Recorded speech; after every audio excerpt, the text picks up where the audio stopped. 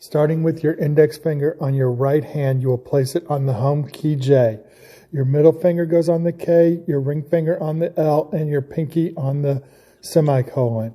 You're on your left hand, your index finger goes on the F, your ring finger on the S, your middle finger on the D, and your pinky on the A.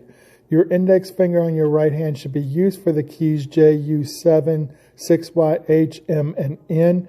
Your index finger on your left hand should be for the keys F, R, T, G, B, V, 4, and 5.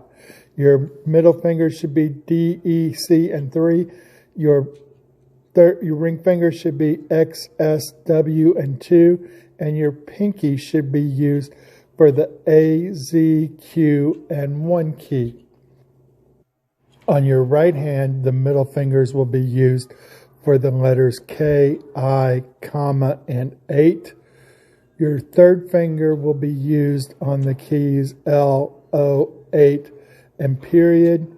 And your pinky would be used for the semicolon, P, 0, and the question mark, as well as all of the other keys toward the right of the keyboard.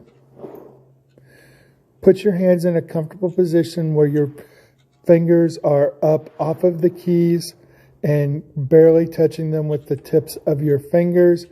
The more you use your fingers on those keys, the more you will get used to using those keys and you'll become faster at it. Hunting and pecking does not help you get faster. Starting with your index finger on your right hand, you will place it on the home key J. Your middle finger goes on the K, your ring finger on the L, and your pinky on the semicolon. You're on your left